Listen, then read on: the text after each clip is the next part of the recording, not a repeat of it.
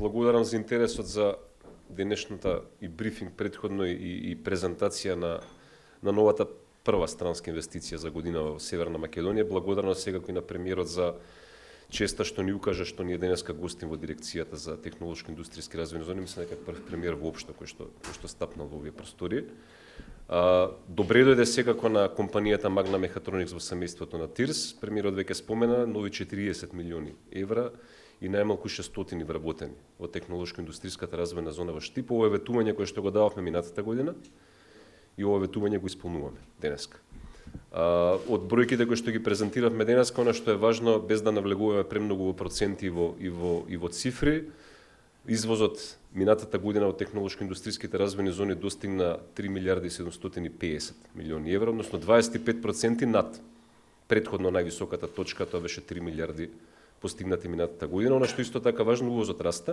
Увозот расте, меѓутоа со побавна динамика од извозот. Така што годинава ја завршуваме со нето ефект од помеѓу 350 и 400 милиони евра позитивна разлика помеѓу извозот и увозот, пари кои што се останати во домашната економија.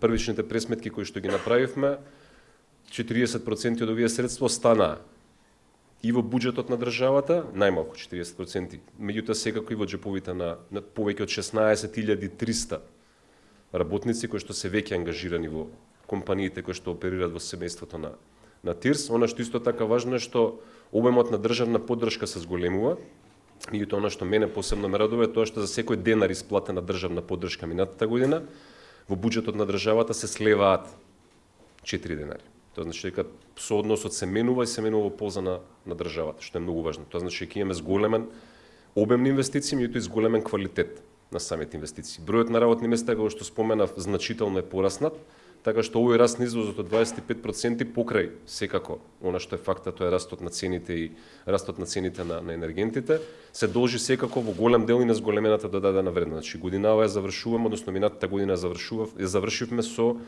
2300 нови работни места, кој што е секако само по себе бројка за респект. Очекувам дека динамиката на раст на работните места ќе продолжи оваа година, бидејќи поголем дел од договорите што ги постигнавме минатата година и годината претходно веќе се ефектуираат, односно веќе се реализираат вработувања, така што трендот на зголемување на работните места, кој што оваа година 16%, очекувам дека ќе оди со забрзана динамика и понатаму.